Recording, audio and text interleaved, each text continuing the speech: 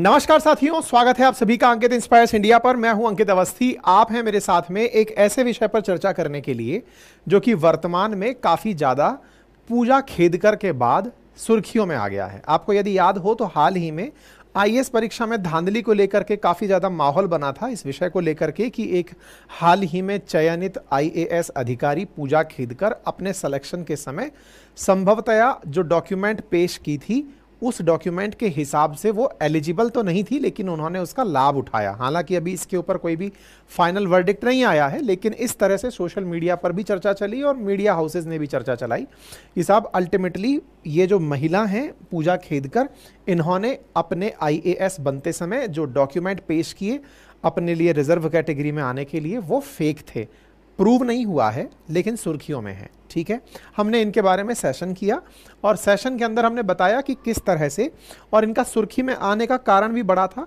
आप जब ट्रेनिंग के दौरान हाल ही में अपने पद पर पहुंची थी तो अपनी प्राइवेट गाड़ी, जो कि इनकी ऑडी गाड़ी थी, उसके ऊपर बत्ती की गाड़ी लगाकर बना के पहुंची थी। अपने सीनियर्स के साथ में उनके स्थान को कब्जाने को लेकर सुर्खियों में आई थी। तमाम प्रकार से आप जब सुर्खियों में रही तो फिर ये मामला धीरे धीरे औरों को भी अपने साथ लपेटता चला गया।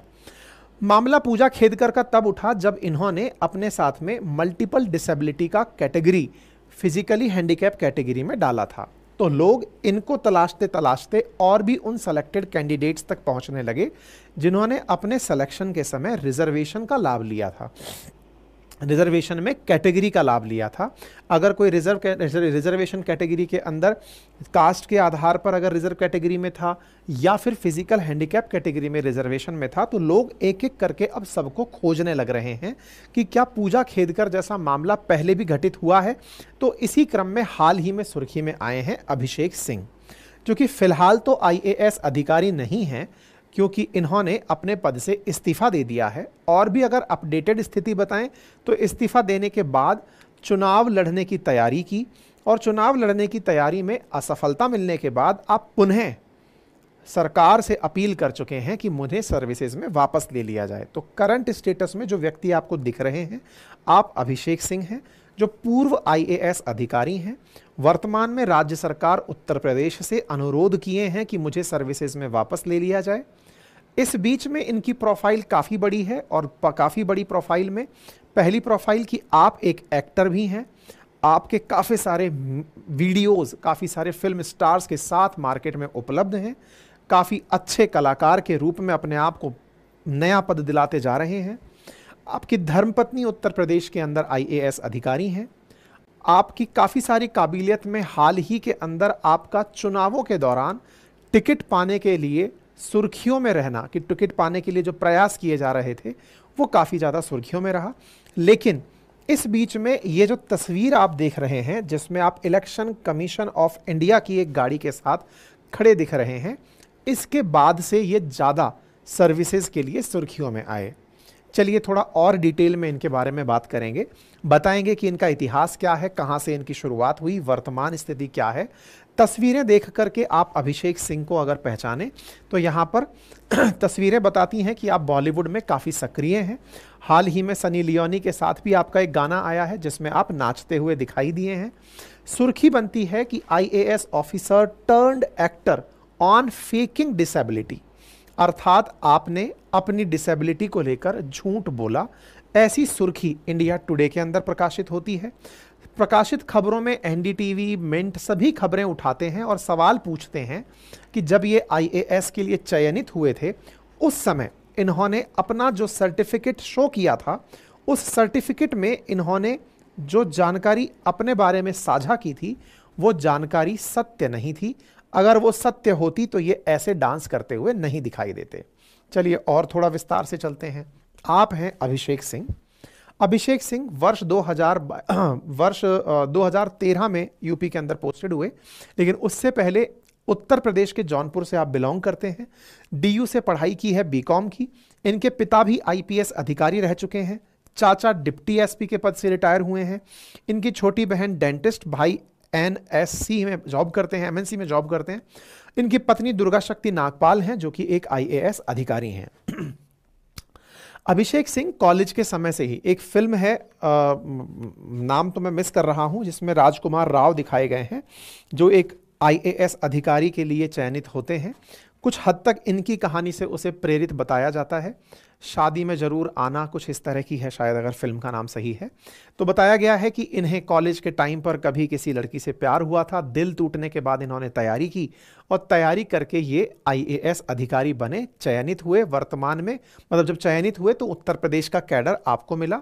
उत्तर प्रदेश कैडर में आईएएस अधिकारी बनने के साथ आपने म्यूजिक और एक्टिंग के प्रति अपना लगाव जारी रखा।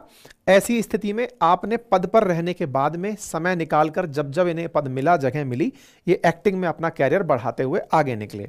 अभिषेक सिंह साल 2011 में यूपीएससी की परीक्षा में 94वीं रैंक हासिल किए थे और इनकी पहली पोस्टिंग कानपुर देहात में ज्वाइंट मजिस्ट्रेट के रूप में हुई थी। आप इनकी कुछ तस्वीरें देख रहे हैं। इनका थोड़ा सा अगर इतिहास और जाने तो पता चलता है कि आप 2013 में प्रशासनिक कैरियर की शुरुआत के साथ साथ ही 2014 में सस्पेंड हो गए। 2015 में इन्हें प्रतिनियुक्ति पर दिल्ली भेज दिया गया। फिर इनकी यह प्रतिनियुक्ति 2 साल के लिए और बढ़ा दी गई। इसी बीच में आप मेडिकल लीव पर चले गए और वापस काफी समय तक नहीं लौटे।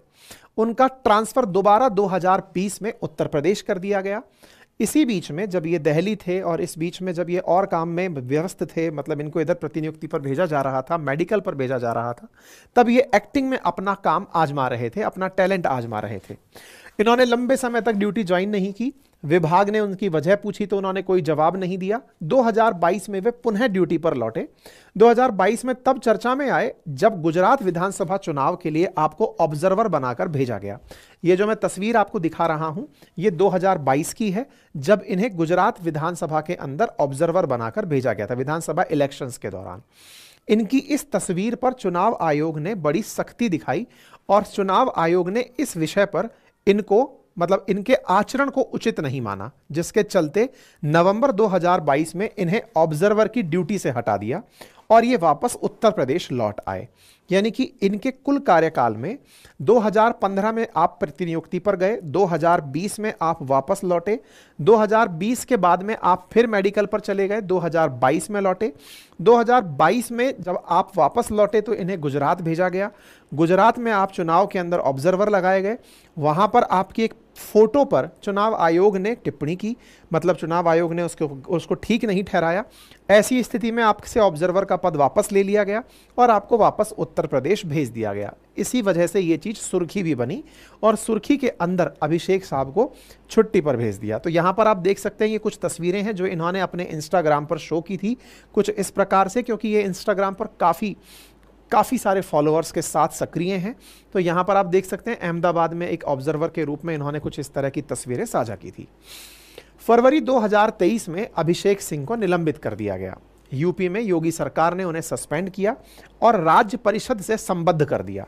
इस बात से आगे बढ़ते हुए अभिषेक सिंह ने वर्ष 2023 के अक्टूबर में अपने पद से इस्तीफा दे दिया। मार्च 2024 में इनका इस्तीफा स्वीकार कर लिया गया। यानी मार्च 2024 तक आप एक आईएएस अधिकारी थे। लेकिन इस बीच में चूंकि भारत के अंदर लोकसभा चुनावों का दौर शुरू हो चुका था, आप अपने जन्म स्थान क्षेत्र जिससे आप बिलोंग करते हैं उत्तर प्रदेश के जौनपुर, वहां पर काफी सक्रिय दिखाई दिए। लोगों को धार्मिक यात्राओं के लिए यात्राएं कराते हुए दिखाई दिए। जौनपुर से बस में लोगों को अयोध्या की यात्रा के लिए ले जाते हुए दिखाई दिए। आपने वो तमाम प्रयास अपने क्षेत्र में किए जिससे कि एक राजनेता के रूप में आपकी छवि निकल कर आए। राजनेता के रूप में छवि निकल कर आए, ये जानकारी तब और पुष्ट हुई जब आप काफ़ी सारे राजनेताओं के साथ मिलने की तस्वीरें सोशल मीडिया पर साझा करने लगे। कुछ ऐसी तस्वीरें आई जिनसे देखकर ये लगने लगा कि आप राजनीति में काफ़ी रुचि रख रहे हैं। ऐसी रुचि के चलते इन्होंने अपने स्तर पर कहा कि मुझे पीएम मोदी के अंदर काम करने का सौभाग्य मिला है और इस्तीफा स्वीकार जब हो जाएगा तब मैं राजनीति के बारे में बताऊंगा। इनका इस्तीफा तो स्वीकार हो गया, लेकिन जिस क्षेत्र से ये चुनाव लड़ना चाहते थे वहां से कृपा शंकर सिंह को पार्टी ने टिकट दे दिया। यानी एक तरफ तो इनका इस्तीफा स्वीकार हुआ, दूसरी तरफ पार्टी का इन्हें टिकट भी नहीं मिला। पार्टी का टिकट नहीं मिला, उसके अलावा आपकी अभिनेताओं के साथ, नेताओं के साथ साथ अभिनेताओं के साथ भी काफ़ी सारी तस्वीरें और काम सोशल मीडिया पर उपलब्ध है। आपका एक गाना हाल ही में रिलीज़ हुआ है, साथ में इनके कुछ पुराने गाने भी मार्केट में उपलब्ध हैं जो कि इन्होंने काफ़ी सारे सिंगर्स के साथ ऑडियो वीडियो के अंदर शूट किए हैं। आप एज एन एक्टर, एक आईएएस ऑफिसर और धीरे धीरे राजनीति में इंटरेस्ट लेने वाले व्यक्ति के रूप में दिखाई दिए हैं। मार्च 2024 के बाद से स्थिति ये है कि आप चूंकि अब राजनीति के अंदर एंट्री नहीं ले पाए, तो फिर से सरकारी व्यवस्था में एंट्री लेने के लिए आवेदन किए, लेकिन सरकार के द्वारा इस विषय पर अभी तक कोई भी प्रतिक्रिया नहीं आई है। लेकिन अब ये चर्चा में क्यों आए हैं जब आप वर्तमान में आईएएस ऑफिसर नहीं हैं? चर्चा में आए हैं पूजा मैडम के कारण। ऐसा क्या हुआ?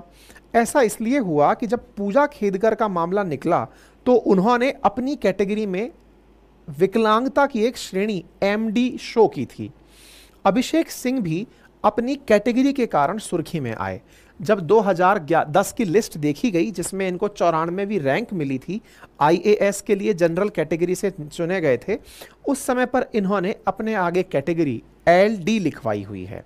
LD that is locomotive disability. आसान भाषा में कहें तो चलने फिरने में होने वाली दिक्कत। चलने फिरने वाली दिक्कत, लोकोमोटिव डिसेबिलिटी जो इन्होंने अपनी कैटेगरी में मेंशन की हुई है, क्या इन्हें इस कैटेगरी की वजह से ये पद मिला? इस बात को लेकर सोशल मीडिया पर सवाल उठाए जा रहे हैं।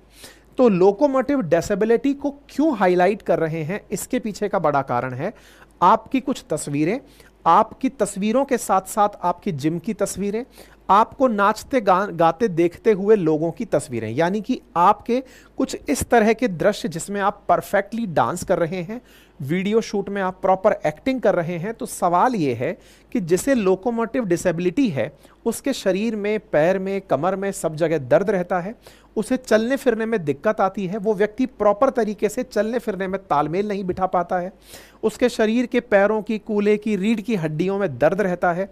ऐसी स्थिति में कोई व्यक्ति इतनी सारी डिसेबिलिटी के बाद भी इस तरह से नृत्य करते हुए कैसे दिख सकता है? यानी आपने अगर आईएएस बनते समय अपनी जो लोकोमोटिव डिसेबिलिटी शो की थी वो अगर सही थी तो फिर ये क्या है? ये सवाल वर्तमान में पूछे जा रहे हैं सोशल मीडिया पर। हालांकि वर्तमान में आप पद से इस्तीफा देकर बैठे हैं, लेकिन लोग इनके इतिहास से सवाल खींचकर पूछ रहे हैं बिकॉज आप सेलिब्रिटी हैं। अभिषेक सिंह इस पर एक लंबा चौड़ा जवाब देते हैं और इस पूरे डिबेट को एक अलग दिशा में ले जाते हैं, और वो दिशा ये है, आप कहते हैं कि मुझे वो लोग पसंद नहीं कर रहे जो लोग मुझे आरक्षण के पक्ष में बोलता हुआ देखते हैं।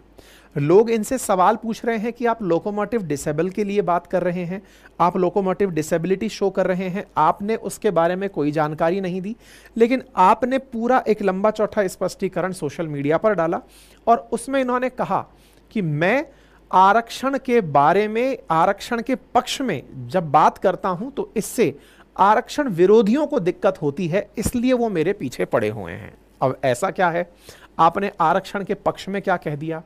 हाल ही में चूंकि ये राजनीति में हाथ अपना रहे थे, ऐसी स्थिति में बीजेपी से टिकट लेने का तमाम प्रयास जो इनके बारे में निकल कर आया सुर्खियों में, लेकिन वो सक्सेसफुल ना हो पाना, और उसके बाद में अब राजनीति में आने से पहले राजनीति के लिए जो जरूरी प्रयास हैं कि जनमत को साथ में लाना, जनमत को साथ में लाने के लिए इनके ट्रोलर्स का कहना है कि ये आरक्षण के पक्ष में बयान दे रहे हैं। कैसे पक्ष में बयान दे रहे हैं?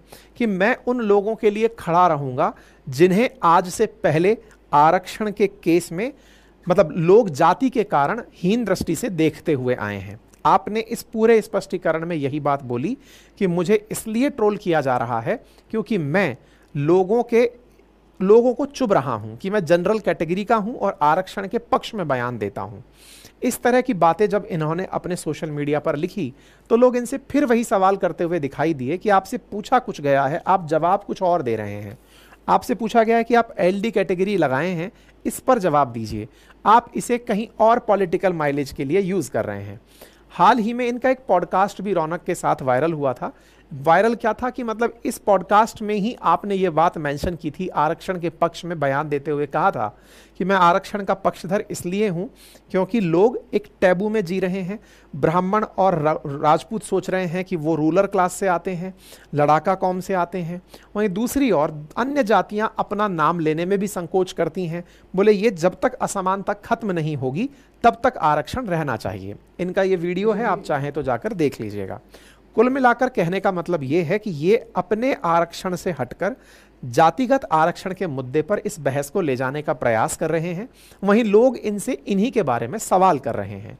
बाय द वे, हमने आरक्षण पे ऑलरेडी एक वीडियो बनाया हुआ है कि भारत में क्या आरक्षण को खत्म करने की तैयारी चल रही है। इस पर हमने एक पुराना वीडियो बनाया, आप जाकर चाहें तो जाकर देख सकते हैं, अंकित इंस्पायर इंडिया पर डला है।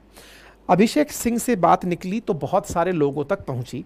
उनमें से बहुत सारे लोग जैसे आसिफ के यूसुफ, प्रियांशु खाती, इन सब से लोग सवाल पूछ रहे हैं कि आप लोगों ने किस तरह से ये कैटेगरी का बेनिफिट लिया। कोई ईडब्ल्यूएस कैटेगरी लिया हुआ है, कोई ऑर्थोपेडिकली हैंडीकैप का सर्टिफिकेट लिया हुआ है, कोई ईडब्ल्यूएस कैटेगरी का लिया हुआ है। तो बोले आप लोगों के परिवार के परिवेश को देखकर तो नहीं लगता कि आप गरीब हैं, लेकिन फिर भी आप ईडब्ल्यूएस कैटेगरी में आ गए, तो सर्टिफिकेट कैसे लिए।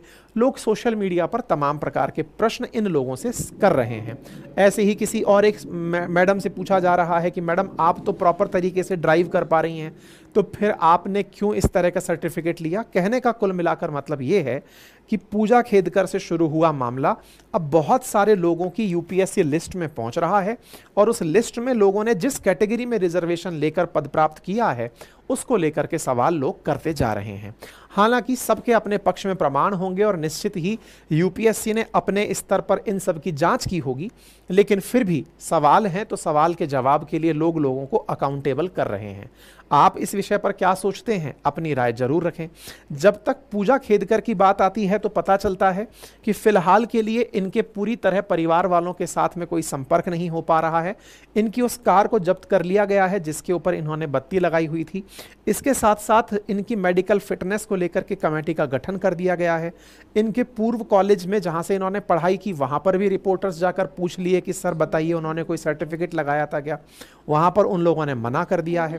इस पर पूजा खेदकर खुद से कह रही हैं कि जिस पैनल के सामने मुझे बिठाया जाएगा इस विषय की जांच के लिए, मैं वहीं पर जवाब दे दूंगी, मैं आप लोगों के सामने क्यों जवाब दूं। जैसा भी है ये अपने विषय को उस टीम के सामने स्पष्ट कर ही देंगी जहां से ये विषय निकल कर आया है। लेकिन हाँ, इसके साथ साथ और ज़्यादा अच्छे से अब यूपीएससी आने वाले समय में जब भी किसी की एंट्री लेगी तो उसके जो भी कैटेगरी और कोटा हैं उनकी प्रॉपर जांच करेगी, ऐसा अब यूपीएससी से भी अपेक्षित है।